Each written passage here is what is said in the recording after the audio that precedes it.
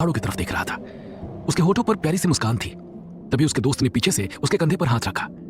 सपने देख रहा है अविनाश? अविनाश ने मुड़कर देखा। सपने तो बहुत दिन से देख रहा था, अब सच होने का वक्त आया है। अब मेरी छुट्टी मंजूर हो गई है। दोस्त ने खुश होते हुए कहा, ये तो बहुत अच्छी बात है, तेरी बीवी कब से इंतजार कर रही थी। अविनाश के चेहरे पर थोड़ी उदासी छा गई। शादी के दिन ही बुलावा आ गया था, न बीवी से बात करने का मौका मिला, न उसके आंसू पूछने का। दोस्त ने कोहनी मारकर उसे छेड़ा, साफ साफ बोल, न सुहागरात मनाने का मौका मिला, न हनीमून पर जाने का। अब दिल के सारे अरमान पूरे कर लेना। अविनाश ने शर्मीली से मुस्कुराहट देते हुए कहा, 1 महीने की छुट्टी है अरुण सर, हनीमून तो बनता है। देश की सरहद पर ऊंचे पहाड़ों और घने जंगलों से घिरी सेना की एक चौकी पर हमेशा की तरह खुशनुमा और हल्का माहौल था। एक कमांडर के साथ यहाँ पर 2 अफसर और कुछ जवान तैनात थे। ढलते सूरज की हल्की रोशनी में सभी आपस में हंसी मजाक कर रहे थे। अचानक गोलियों की दंदनाहट से मीलों तक फैला सन्नाटा दहल गया। पेड़ों पर बैठे पंछियों का झुंड आसमान की तरफ उड़ गया। पहली गोली अविनाश के सीने को चीर गई। अरुण के सामने वो लाश बनकर गिर पड़ा। चेहरे पर अब तक वही शर्मीली मुस्कान थी। अरुण बैरक्स की तरफ भागा। बाकी फौजी भी तेजी से उठकर बंदूकों की तरफ दौड़े, लेकिन वहां तक पहुंचने से पहले सभी एक एक करके गोलियों का निशाना बन गए। कुछ ही देर में वातावरण फिर से पहले जैसा शांत हो गया। ऐसे में भारी कदमों की आवाज चौकी की तरफ बढ़ रही थी। काले कपड़े पहने, भारी दाढ़ी और क्रूर चेहरे वाला एक लंबा चौड़ा आदमी 5 लोगों के साथ वहां पहुंचा। एक जगह खड़े होकर उसने चारों तरफ देखा। सब कुछ तहस नहस हो चुका था। खून से लथपथ फौजियों की लाशें जमीन पर पड़ी थी। किसी का हाथ गायब था तो किसी का सिर फट गया था। इतने भयंकर मंजर को देखकर उस आदमी के चेहरे पर एक गर्वीली मुस्कान आ गई। उसने अपने साथी के हाथ से सैटेलाइट फोन पर एक बटन दबाया और अहंकार भरी आवाज में कहा, मुबारक हो जनाब, पहला मिशन कामयाब हो गया। उधर से जवाब सुनकर उसने ठहाके लगाते हुए कहा, उन्हें एक गोली तक चलाने का मौका नहीं दिया हमने, सब के सब पहले बार में ही खत्म। फोन काटकर उसने नफरत से मरे हुए सैनिकों की तरफ देखा। बेवकूफ कहीं के, तुम्हारे देश ने तुम जैसे कमजोर सैनिक बॉर्डर पर रख के हमारा काम आसान कर दिया। आज एक चौकी उड़ाई है, कल अगले पड़ाव को मिट्टी में मिला देंगे। तुम भारत वालों को शांति चाहिए ना, तो मौत से बेहतर शांति कहां मिलेगी। इस पूरे बॉर्डर की चौकियां एक एक करके उड़ा देंगे और तुम कुछ नहीं कर पाओगे। अब वो दिन दूर नहीं जब इस इलाके पे हमारा परचम लहराएगा और यह खूबसूरत इलाका हमारे देश का हिस्सा बन जाएगा। तभी अंदर का मुआयना करने गया एक आदमी दौड़कर उसके पास आया। जनाब, यहाँ सिर्फ 9 लाशें हैं। लंबे आदमी का चेहरा गुस्से से तमतमा उठा। 10वां सैनिक कहा गया? इस चौकी पर तो 10 लोग थे, ठीक से देखो, डरपोक कहीं अंदर छुपा तो नहीं बैठा। उसके साथी ने इनकार किया। सब जगह देख ले जनाब, जिंदा या मुर्दा कोई और नहीं मिला। उनके सरदार दिखने वाले लंबे आदमी ने फिर से फोन मिलाया। एक सैनिक गायब है, भागने का तो सवाल ही नहीं, हमने मौका ही नहीं दिया। वो शुरू से यहाँ मौजूद नहीं था। आप कहें तो उसे ढूंढने आगे तक जा सकते हैं।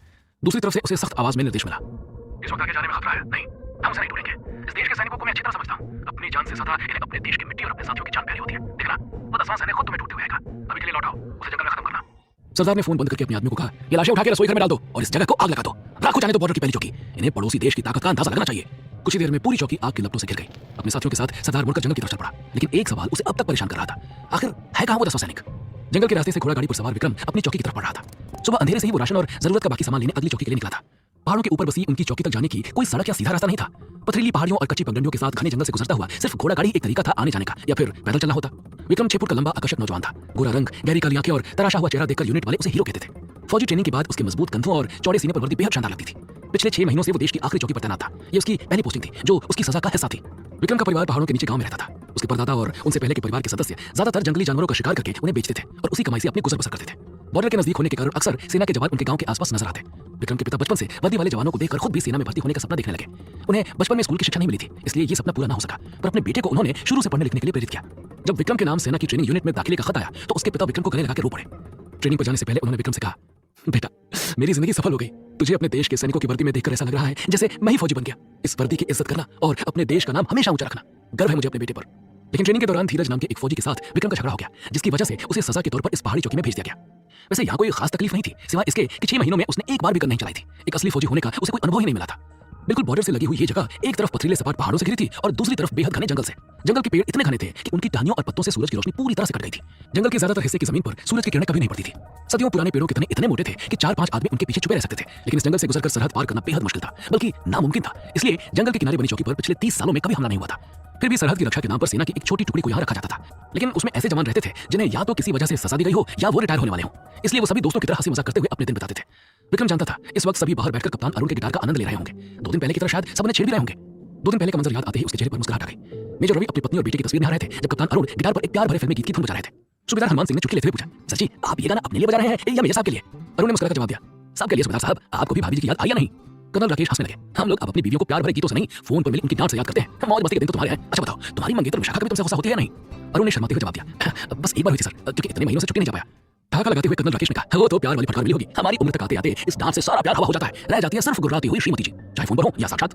मेजर रवि ने कर्नल राकेश की ओर देखा। देश की सेना के इतने बड़े अफसर जो किसी दुश्मन से नहीं डरते, अपनी बीवी की एक आवाज में फौरन चुप हो जाते हैं। सूबेदार हनुमान सिंह ने सबको सूप देते हुए कहा, साहब जी, असली सरकार तो घर की होती है। देश की सत्ता हम अपने वोट से हर 5 साल में बदल सकते हैं, लेकिन शादी के बाद घर पर हुकूमत तो परमानेंट बीवी की हो जाती है, उसे बदलना आसान नहीं होता। सबके हंसने की आवाजें चारों तरफ फैल गई। राइफलमैन अविनाश ने अरुण को दिलासा दिया, इनकी बात सुनकर आप शादी का इरादा मत बदल देना सर। महीनों तक जब ड्यूटी करने के बाद बीवी का शर्माता मुस्कुराता चेहरा देखने को मिलता है तो लगता है जिंदगी में बाहर आ गई। मेजर रवि हंस पड़े। अविनाश के अंदर का शायर यहाँ फुर्सत से अपनी बीवी के लिए कविताएं लिखता है। लंबी सांस लेते हुए अविनाश ने चारों तरफ देखा। और क्या करें सर, एक गलती के कारण यहाँ पोस्टिंग हो गई तो अपने अंदर के फौजी की जगह अंदर के शायर को ही काम पर लगा देते हैं। सबकी बातें सुनकर विक्रम ने पूछा, बाकी चौकियों में ऐसा नहीं होता क्या? वहाँ हमेशा लड़ाई चलती है? उसके बोलेपन पर सब हंस पड़े, सिवाय कर्नल राकेश के। सिपाही विक्रम, तुमने अभी कुछ देखा नहीं है। फौजी होने का मतलब हर समय दुश्मनों से लड़ना नहीं होता, लेकिन हमें अपने आप को दुश्मन के लिए हमेशा तैयार रखना पड़ता है। उसके लिए रोज की एक्सरसाइज, ट्रेनिंग और अभ्यास जरूरी होता है। यहाँ किसी तरह का ट्रेनिंग का सामान नहीं है। हमारे पास हथियार भी नाम के लिए है, क्योंकि ये एक ठंडी चौकी है। तुम सब किसी न किसी वजह से यहाँ आए हो और मैं इसलिए आया हूँ कि 6 महीने बाद मुझे रिटायर होना है। सारी जिंदगी अपने देश के नाम करने के बाद आर्मी नहीं चाहती थी कि आखिरी पोस्टिंग में मुझे किसी खतरे का सामना करना पड़े, लेकिन तुम्हारे आगे अभी जिंदगी की किताब के पन्ने खुलने बाकी हैं। जितना हो सके खुद को सख्त और इस लायक बनाओ कि कल अगर देश के लिए जान देनी भी पड़े तो उससे पहले दुश्मन के 10 आदमियों का खून बहाने की ताकत हो। मेजर रवि ने उठकर विक्रम की पीठ थपथपाई। आगे से गुस्से पर थोड़ा काबू रखना और अपने अंदर की आग को दुश्मन पर निकालना। तुम जवान खून हो, जोश में होश मत खोना। विक्रम ने ट्रेनिंग के दौरान हुई लड़ाई के बारे में किसी को नहीं बताया था, ना वो अब कुछ कहना चाहता था, इसलिए सिर हिलाकर अपने अफसर की बात मान ली। ऐसे ही खुशनुमा चुटकियों और सीखों में हर दिन गुजर जाता था। विक्रम को यकीन था कि आज की शाम भी ऐसी ही बीत रही होगी। रास्ते में हुई तेज बारिश की वजह से उसे रुकना पड़ा था, वरना अब तक वो अपनी चौकी पर पहुंच गया होता। घोड़े की गर्दन पर हाथ फेरते हुए उसने कहा, बस बादल, थोड़ी देर और फिर तू भी आराम करना। लेकिन विक्रम नहीं जानता था कि किस तरह का दृश्य उसका इंतजार कर रहा था। 10 मिनट बाद जब बादल के साथ वो चौकी के नजदीक पहुंचा तो आग की लपटों की लाल रोशनी से आसमान तमतमा रहा था। किसी अनहोनी की आशंका से विक्रम ने बादल को तेजी से दौड़ाया। चौकी के सामने रुकते ही उसका चेहरा सफेद पड़ गया। सभी टेंट और कमरे आग की लपेट में आ चुके थे। ऊंची ऊंची लपटों के बीच उसे कोई हरकत नहीं दिखाई दे रही थी। सब लोग आ गए। धड़कते दिल के साथ उसने कदम आगे बढ़ाए। रसोई घर के करीब पहुंचते ही उसे एक अजली तस्वीर जमीन पर नजर आई। ये तो रवि सर की मैडम और बेटे की तस्वीर है। विक्रम की आवाज कांपने लगी। हिम्मत करके वो आगे बढ़ा। जले हुए दरवाजे के अंदर का नजारा देखकर एक पल के लिए उसकी आंखों के आगे अंधेरा छा गया। अंदर जलती हुई 9 लाशें थी। किसी के सिर्फ पैर बचे थे, किसी का एक हाथ। कैप्टन अरुण का टूटा हुआ गिटार एक कोने में अब तक आग से बचा हुआ था। अनाज की बोरियां जलकर राख हो चुकी थी। विक्रम की नजर लोहे के एक पलंग की तरफ गई। चौकी के सब अफसर और जवान अपने हथियार नहीं रखते थे, क्योंकि इस चौकी पर कोई खतरा नहीं था। कभी अपनी सुरक्षा के लिए हथियारों की जरूरत ही नहीं पड़ी। आज भी हथियार अनछुए वहीं पड़े थे। जिसने भी हमला किया उसने किसी को हथियारों तक पहुंचने का मौका नहीं दिया।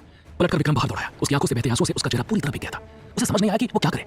इधर उधर देखकर अचानक वो जोर से चिल्ला पड़ा। उसके दिल दहला देने वाली चीख पहाड़ों में गूंज गई। धुंधली आंखों से उसने ऊंचे पहाड़ों को देखा और चिल्लाकर पूछा, क्यों तुमने दुश्मनों का रास्ता नहीं रोका? तुम तो हमारे देश के पहरेदार हो ना, फिर आज मेरे साथियों को क्यों नहीं बचा पाए? जब उसकी आवाज गूंजकर वापस उसी से टकरा गई तो अपनी मुट्ठियों से आंसू पोंछकर विक्रम उठ खड़ा हुआ। ये वक्त रोने का नहीं था। उसके साथी जिन्हें वो भाई जैसा मानता था शहीद हुए थे। ये खबर अगली चौकी तक पहुंचाना जरूरी था। विक्रम उठकर उस कमरे की तरफ दौड़ा जहां सैटेलाइट फोन था, लेकिन वो जगह भी जलकर राख हो चुकी थी। विक्रम के पास किसी को संपर्क करने का कोई जरिया नहीं था, सिवाय इसके कि वो खुद घोड़े पर सवार होकर कई घंटों के सफर के बाद अगली चौकी तक पहुंचता। नहीं, मैं यहाँ से भागूंगा नहीं। जिन लोगों ने मेरे साथियों की ये हालत की है उन्हें पकड़ना मेरा फर्ज ही नहीं मकसद भी है। जरूर वो जंगल में छुपे होंगे और मुझे हर हाल में उन्हें ढूंढना है। विक्रम दौड़कर स्टोर की तरफ आया। आग की वजह से ज्यादातर हथियार पिघल गए थे। एक लंबी छुरी के अलावा वहां कुछ नहीं बचा था। विक्रम ने छुरी उठा ली। आखिरी बार उसने फिर से सब तरफ नजर दौड़ाई। रसोई घर अब तक पूरी तरह से जल चुका था। जहां रोज शाम को हंसी की फुहारें और कप्तान अरुण के गिटार की धुन सुनाई देती थी, वहां आज मौत का भयानक सन्नाटा था। ये कैसा अंत था इतनी जिंदगियों का? कर्नल राकेश जो कुछ महीनों में रिटायर होकर अपने पोते पोतियों के साथ खेलना चाहते थे। मेजर रवि जिनकी बीवी और 2 साल का बेटा उनका इंतजार कर रहे थे। कैप्टन अरुण जिनकी शादी होने वाली थी। सूबेदार हनुमान सिंह जिनका बेटा कुछ दिन पहले ही अफसर बना था। और बाकी सब जिनके लिए परिवार वाले पल के बिछाए बैठे थे। अगर दुश्मनों से लड़ते हुए इनकी मौत होती तो इन्हें खुद भी उसका अफसोस नहीं होता। लेकिन यहाँ इस वीराने में छुपकर आने वाले दुश्मन के हाथों उनका अंत होगा, ऐसा किसी ने सपने में भी नहीं सोचा होगा। विक्रम का खून खोल उठा और वो फिर से चीखा, निहत्थे सैनिकों के पीछे से आकर बाहर करने को भाग कहते हो? कायर हो तुम और तुम्हारा देश। हिम्मत होती तो सामने आकर लड़ते, लेकिन मैं अपने साथियों के बलिदान को खाली नहीं जाने दूंगा। एक एक जान की कीमत तुम्हें देनी होगी अपने खून से। अगले ही पल मुड़कर वो जंगल की तरफ दौड़ पड़ा। विक्रम का अगला वार क्या होगा? क्या विक्रम अपने साथियों के बलिदान का बदला ले पाएगा? तो दोस्तों आगे क्या होगा इस रोमांचक कहानी में जानने के लिए इसे सुनते रहिए सबके दिलों की धड़कन पॉकेट एफएम पर। विक्रम की आंखों में